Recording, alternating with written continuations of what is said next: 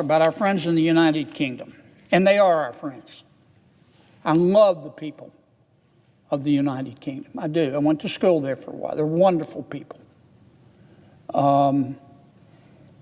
They deserve better than the government that they're being given right now. I don't mean any disrespect in saying this, but I'm not a big fan of the Prime Minister Starmer. The United Kingdom was founded by geniuses, but at the moment it's being run by idiots. I can tell you this guy is spot on. We entered Iran because we had no choice. I don't want America to be the world's policeman. I do not. But on occasion, some of the bad guys in the world decide they're going to be the world's policeman. And it requires us to intervene.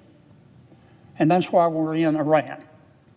If I said Iraq, I made a mistake. It's late. That's why we're in Iran. The president did not enter Iran to start a war. He entered Iran to prevent a war. Let me tell you why I say that. Our intelligence clearly showed, categorically, unequivocally, that Iran had restarted its nuclear warhead program. Watch to the end. Let me say I love the people He really of makes me Iran look too. stupid. I mean that. I don't think much of their political leadership. The good people of Iran basically are being governed before and now with the new supreme leader by Jack Nicholson in The Shining. They are stone cold crazy. Their religion teaches them, their interpretation of their religion tells them that they have to kill people who don't interpret their religion the same way that they do. And when your religion tells you to kill somebody, as far as I'm concerned, it's time to get a new religion. But be that as it may, our intelligence clearly showed that Iran had restarted its nuclear weapons program, and its plan was to produce so many missiles, so many ballistic missiles, and to some extent cruise missiles and drones.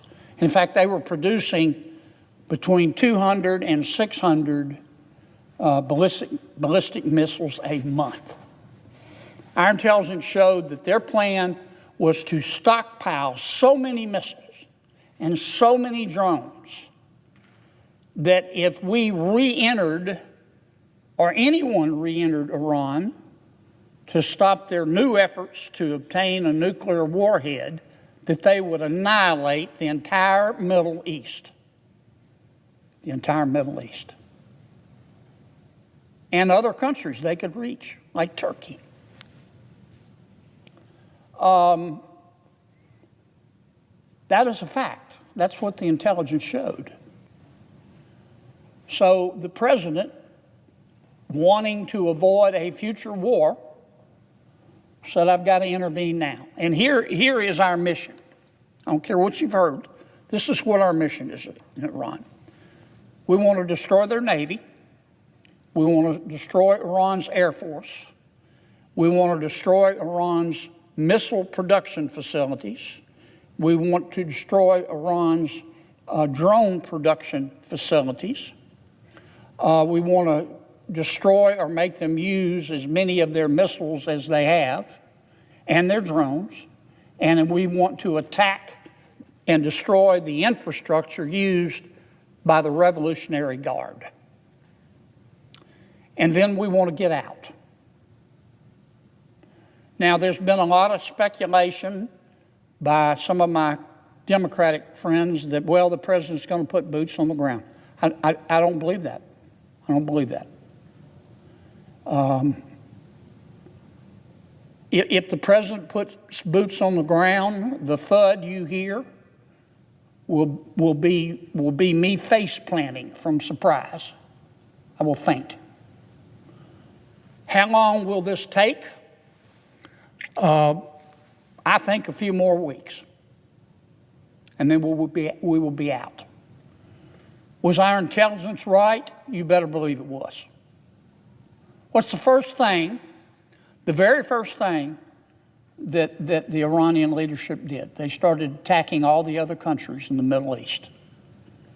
They even fired a missile at Turkey. They even fired a missile at the United Kingdom, one of its bases in Cyprus. Now, I give you this background so you will know why the president did what he did. Everything I just told you, the Prime Minister of the United Kingdom knew. He had the same intelligence we had. When it came time for us to intervene, he said, you cannot use any United Kingdom Air Force bases or military bases. None. Zero. Nada. He specifically said you can't use Diego Garcia, the joint U.S.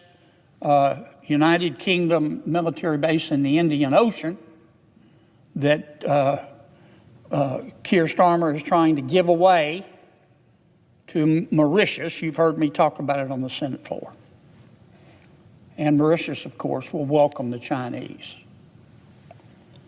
Now, once the war started going the way of people who believe in freedom, Prime Minister Starmer changed his mind. Now he says you can use our bases. Thank you very much, it's a little late. We don't need you. He also is trying to give President Trump advice about how to conduct the war.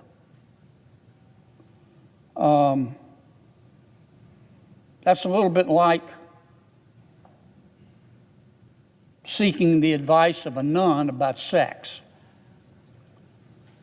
Sir Keir Starmer is the last person you would want to go to advise you about how to have a military confrontation. He's the kind of guy that he'll want to quote, if you're in the middle of a bar fight, he'll want to stop and quote Socrates. That's what this is, a bar fight. And so I decided after watching this circus without a tent, this goat rodeo that the Prime Minister has thrust upon the world. I said, let me take a look at what the Prime Minister's plans are in terms of defense. Because if you remember, about a year ago, January, the Prime Minister produced this report. That's all it was a report, but he called it a Root and Branch Strategic Defense Review. And its purpose was to settle the United Kingdom's military path for years to come. It was ready not this past January, but January before. He didn't produce it until this past summer. And the Prime Minister makes a big deal in his report.